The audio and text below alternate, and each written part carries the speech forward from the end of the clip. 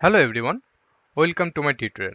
So today I'm going to explain that how we are going to enable EHCache 3 within a Spring Boot applications with the XML configurations. In one of my tutorial, I've already covered like basically we can configure this EHCache with XML configuration or in Java configurations. So in one of my tutorial, I've already covered this portion like how we are going to enable this EHCache with Java configuration without XML. Now some of one member like requested to create one tutorial of XML EHCache with the XML configuration. So I'm going to explain this one that like how we are going to achieve the EHCache 3 with the Spring Boot 3 and with the XML configurations. Okay, so here in this tutorial I will guide you through the process of configuring EHCache 3 with the Spring Boot 3 to achieve ultimate performance in your applications.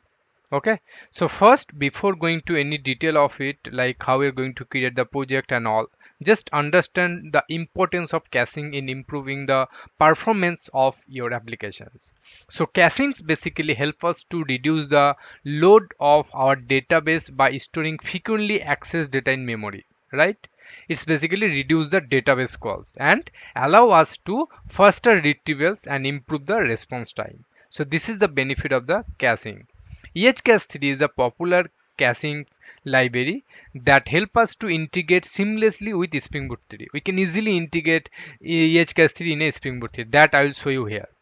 So by properly configuring the EHCache 3 with XML, we need to take the full advantage of its features such as in-memory data storage, cache eviction and all, right? And also like there is some kind of it's basically distributed caching. Okay, so we will walk you through the step-by-step process of setting up the EHCache 3 configurations into our Spring Boot 3 applications. So from defining the cache managers and cache to configure the cache eviction policies, then like time to leave settings, like how much time after how much time it will refresh the cache, those kind of things also I will set over here. So by the end of this tutorial, you will have the solid understanding of how to enabling the EHCache 3 with the Spring Boot 3 using XML configurations. So without further ado, let's create the project and we can do some code over here. Okay, so for creating the project basically we can directly create project like from the Spring Boot initializer. There is a from the side we can easily create. So over there I can create this project. As you can see over here, create this EHCache XML base. This project is Spring Boot project, Marvinized base project I have created already and imported into my Eclipse editor. You guys can create like project over there, and if you are facing any issues please let me know. I've already one of my tutorial up there over in my like channel that like how we are going, how you guys can create the project in a Spring Boot project from the Spring Boot initializer. Okay, so that I'm not going to cover over here.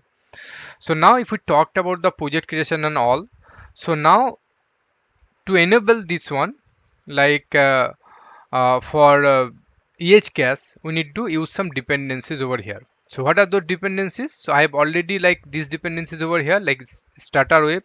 This is for creating the request and all like a controller, REST APIs and all for this starter web. Dev tools just to like it will reload the applications once if it is find any update in our applications, and Lombok just to avoid the boilerplate code. Okay, so for enabling the Redis EHCache basically, so we need to use the Spring Boot starter cache over here. Okay, Spring Boot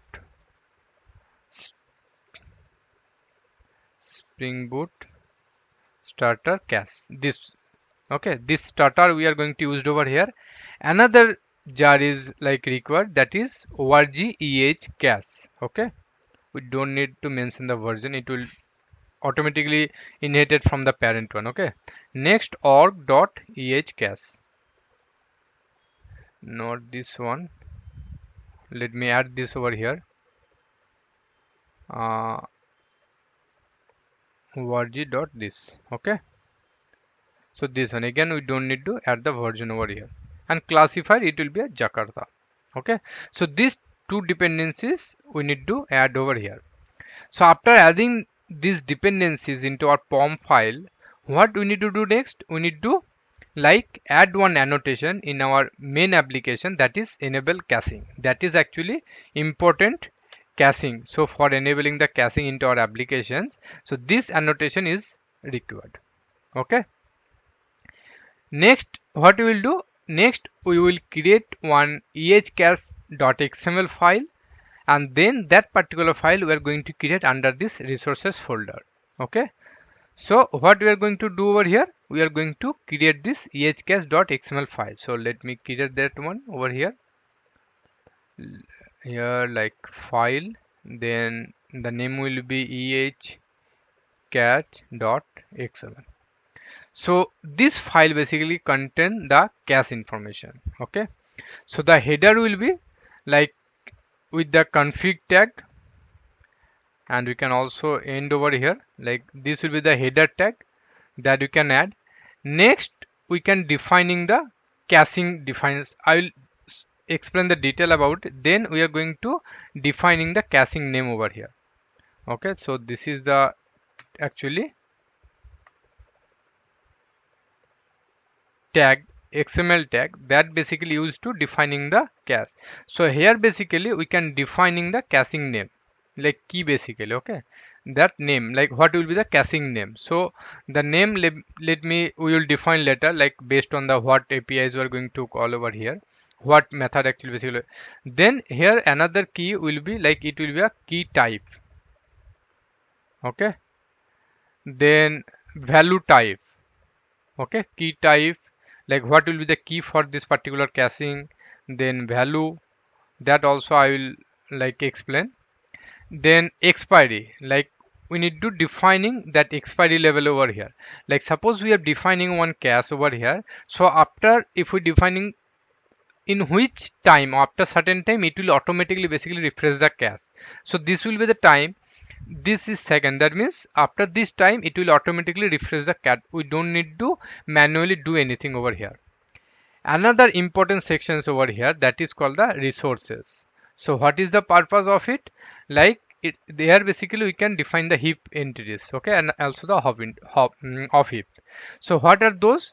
So these are basically, this configure the tiers and their capacity. So this is basically capacity, like how much this size we need to store in a heap. Okay, so this is here basically we are defining the capacity of heap, of heap, and the disks. So we can here amount of memory or number of entries for each tier, so that we can defining over here. This key type and the value type, these are the specified to fully like classified name of the keys and values that basically we are going to use in a cache. So this is basically we are going to use over here. The cache tagging, this tag element represents a caching instance that will be created and managed by the caching manager. It's request to alias the attribute that I will alias, and it will also having the corresponding means like key and value parameter. And this config, this is the root element, like this config one, this is the root element where basically we are defining all the EHCache details over here, right? So this is the overall things of defining all this one. So next what, so this is the like things if we want. Okay, next, before going to any detail of it, what we are going to do over here next, so we are going to create one controller, and then we are going to enabling the, like I will explain like how we are going to create the like how the caching is basically working. So let me create one package over here, like controller. So let me create one class EHCache controller. Okay, so here basically that controller is created now. Now here basically we are going to defining this REST controller and the request mapping, right? So it will be, should be annotated with this REST controller, and here we need to define like /API. Okay, so here we are going to like just to like simplicity, maybe we are going to create one get mapping method over here. Okay, and the method name, let's say maybe area of a square. Okay, so get mapping will be something like this. Okay, area of a square. And here what we are going to return over here, we are going to return, means here something value, or what we are basically going to do over here, maybe let's say 10 it is. Okay, but basically we are going to create one service layer. Okay, EHCache service. Okay, we can annotate this class with service annotation. Okay, now in this service class basically we need to enable the we can't enabling the caching thing. So here we can define one method like area of square. Okay, so this particular method basically what it will do, it will basically uh, doing the main caching thing I am explaining. So let me just ready all those stuff. SLF4J logger. Okay, so now we have created one method. This particular method will be basically calculate the area of square and the input will be side. So here you can see we have put this cacheable annotation. This annotation having two parameters like value and the key. So value will be this is the area of square. So this key basically we need to define over here. Okay, so this is the alias name of this caching. Next, this will be the key. So what will be the key of this one? The key will be like integer and the output will be double, right? So for that we need to define the key type will be java.lang. This key type will be java.lang. Integer. Okay, and the return type will be double. So here we can value type will be java.lang. Double. So this definition, this kind of key and value pair we need to define over here because we are providing the this is the key and this is the like value. Okay, and also we can print the details of over here. So instead of like here what I'm trying to going to achieve over here, just like see that this particular method is like doing the result of this particular method in cache or not. Instead of just only printing this one, we can also do some database operations over here. Like we can use some repositories and then we can connect with the MySQL database. So you can also get the like result same. Okay, here. So first time whenever we are going to call this particular method, then it will print the log because it will actually hit this method, right? In the next time, so first time it will hit this one because the caching data will be in a cache will be not stored.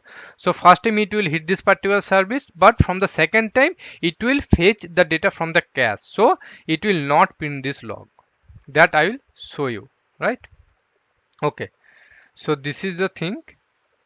Okay, now we are going to inject that service over here. Like we can private then EHCache service.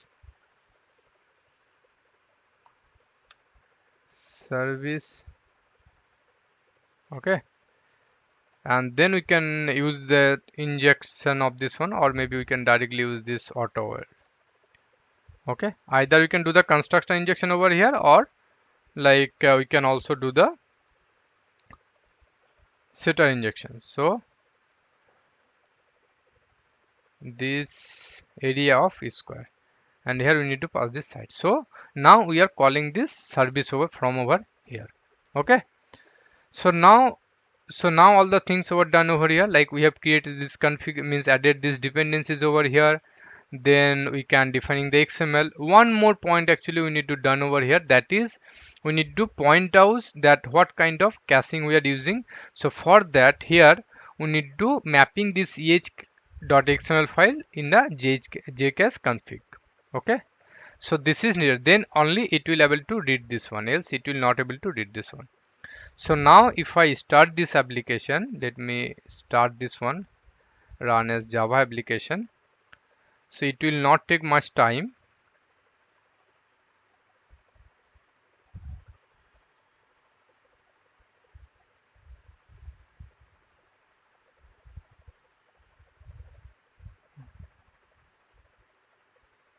Okay, started now.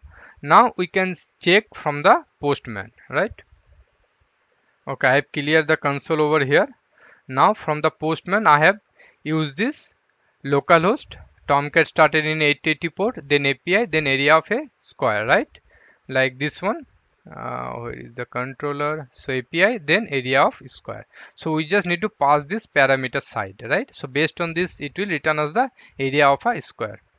So we have added this side as 4. Let me set this area side of it, a square is 4. So we are getting the response 16, because 4 into 4 means is a 16. So we can see the log over here. It is printing this log, right? Means actually that means it's actually invoked this particular service, right? The calculated area of square of side of 4. Now let me clean this one. So now what we are expecting? We are expecting that it will not actually invoke this particular method. That means it will not print any log in the console, because it will now, for the first time, that was the first call. So on that time it was not stored in the cache. So that's why we are able to see this log in a console. But now we are actually expecting that particular things is stored in a cache. So that's why you are expecting here no logs, right, for this one. So now if we access this one, you can see there is a no log is printed. That means this log is not printed over here. That means it's fetching the data from the database. Now if we try to with another variable trying to calculate the area of a square, let's say 5, then we are getting the result as 25. Now if we see the log, then we can see the calculate area of square with a side of 5. So that means it is printed because it is not in a cache. Now again if I call this one, okay, now it is basically fetch the data from the database, and here you can see only single entries of this log is available, means the previous one, not the current one. So in this way basically we can achieve the performance, or we can improve the performance of the cache application, right? So in this way basically we can also enable. How we are going to evict the cache or maybe refresh the cache? So for that we can create another method, another controller method over here. Let me create that one. Okay, so this is the one, and let me return one method, return this one successfully. And in the service layer basically we can create another method actually in service layer here, this one. Okay, so for eviction of the cache or refresh of the cache, basically this cache evict annotation is basically used, and here we can pass the caching name, that what cache basically is we are going to clear over here. So this is the caching name and it will refresh all the entries. Okay, so and this particular method we are going to call from over here, like this service dot clear cache. Okay, so now once it will start, then you can check. So let me try to call this one again. So first time, so let me call this one. It's already started. Now like if we clear the console, then it is basically now it is taking from the cache, right?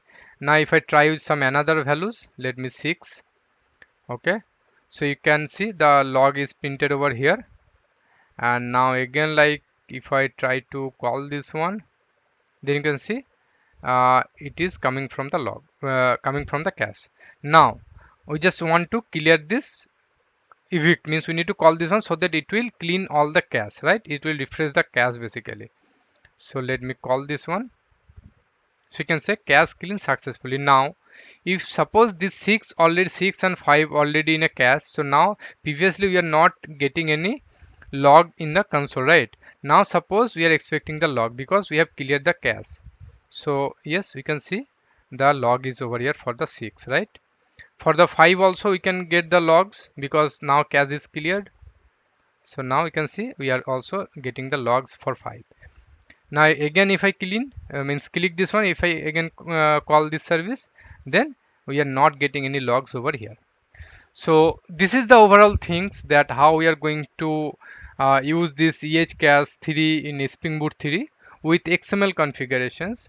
We can also defining the multiple kind of caching in this XML word. Just we need to copy this one and then paste, and here we can defining the another caching name, like let's say cache 2 or maybe whatever the name will be. So in this way also we can defining the caching details over here. Okay, and here we need to just provide the key and type, then how many time to live, that also we can customize over here. Then memories, how much memories is needed to store those data, we can also define over here. So that's all actually about this one. If you guys have anything, please do let me know in the comment section. Thanks for watching this video. Don't forget to like, subscribe and hit the notification bell icons to stay updated with our program tutorial. Happy coding. Bye bye. See you next.